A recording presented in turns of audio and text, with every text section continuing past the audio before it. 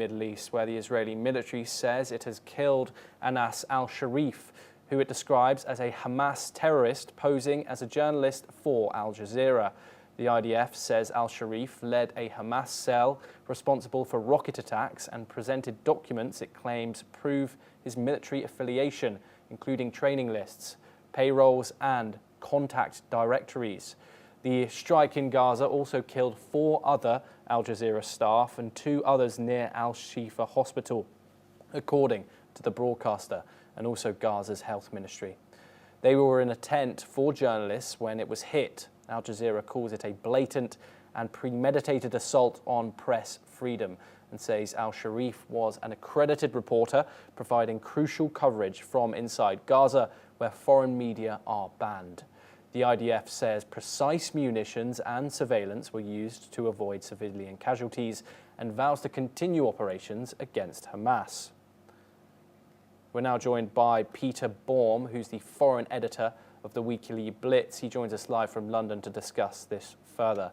Peter, a significant development today, especially it comes a day after Benjamin Netanyahu was at a press conference in the evening yesterday saying that he was going to let international journalists into Gaza. What do you think this is going to do for Israel's image, especially regarding to its reporters? Al Jazeera, of course, deny al-Shifa's affiliation with Hamas at all and said he was an accredited member of the press. What are your thoughts on this situation? Yes, good day, Thomas. I think I probably have an exclusive for your news channel. And hear me out, please. Anas Jamal Mahmoud al-Sharif, the supposed Al Jazeera news journalist. 305342. Let me repeat, Thomas, for your listeners and viewers. Number 305342 was the identification number, the military identification number of the supposed, for Hamas, for the supposed Al Jazeera journalist.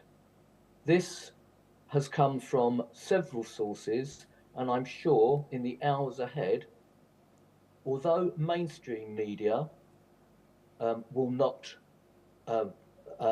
expose this because they have an agenda regarding the Israel-Palestinian issue, I'm sure when we get offline, if you do your own research, and I'm sure many other non-mainstream media sources will be exposing the same thing, that this supposed journalist was an Hamas operative. Of that, there is no doubt. We even have, as I've just given to you, and I hope it's an exclusive for your channel, the military identification number of this so-called journalist. When this gets out to the wider world, because at the moment social media and mainstream media is absolutely saturated with the false narrative that this gentleman was a full-time Al Jazeera journalist, that's an absolute lie. He was not. He was a Hamas operative, as I've just identified, and I hope what is an exclusive for your program, Thomas. Peter, it's been confirmed that al-Sharif was working and already part of an Al Jazeera team before the October the 7th attack.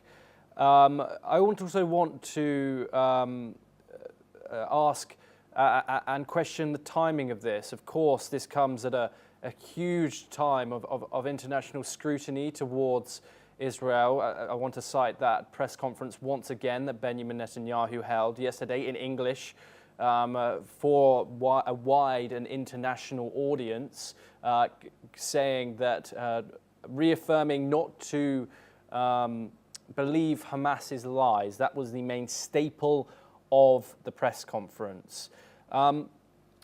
Israel also haven't commented on the 4 other people who were killed in this Israeli strike. What are your thoughts on Israel's PR battle, and do you think that it is making the right steps in its statements, in providing the evidence? What are your thoughts, Peter? Absolutely not, Thomas. I think Israel has lost the PR battle and continues to lose it. But there are things that she could do that will perhaps claw back some of the lost territory. I'll give you one example. I've just identified to you the false narrative that this gentleman, although he may have been working for Al Jazeera, was a Hamas operative. That should ring alarm bells for a country like India, where I believe Al Jazeera is currently allowed to report. There are many countries that that news channel is not allowed to report. But going back on the PR challenge for Israel and Netanyahu, the coffin of the Al Jazeera, so-called Al Jazeera reporter, was paraded through the streets of Gaza last night, no more than 12 hours ago. We're told constantly, as we've discussed on this programme, Thomas, how the Palestinians are starving and food is unavailable to them. If you saw the scenes of that coffin being paraded through the streets of Gaza, you would have seen hundreds, probably thousands, of well-fed Palestinians running through the streets parading the coffin. So this is just another example how Israel continues to lose the PR war, but with some very simple, easy videos that she could display across all the screens, or indeed when someone like Netanyahu or his ministers are interviewed by hostile journalists, they could point to this very video and to what I've just exposed to you today to claw back some of the lost ground. But clearly, Thomas, as you've rightly identified, Israel is losing, has lost, and probably will continue to lose the public relations battle unless she does something very, very quickly to address the situation. Peter, we saw that message that was claimed by Israel yesterday, that these photos of these starving children, these popular photos used in publications around the world, were fake, according to the Israeli Prime Minister. However, Israel's closest ally, the United States, and their president has said that the people of Gaza are starving, and he, of course, joins the long list of humanitarian organizations and, of course, governments that also support this statement. What are your thoughts on the United States president also saying that the people of Gaza are, of course, very hungry and saying that the need to facilitate aid to them is essential? Yeah, absolutely. Now, clearly there is a food crisis in Gaza brought on by the conflict. No one's denying that.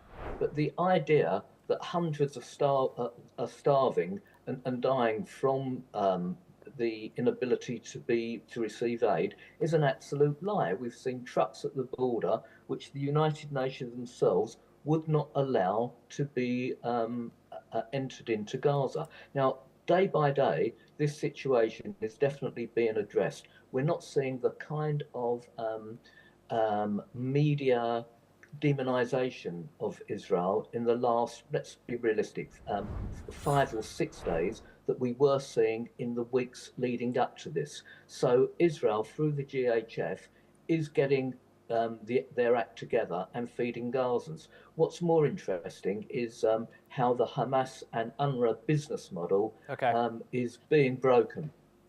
Yes, Peter Baum, thank you. Unfortunately, we've run out of time. Pleasure to have you on the programme.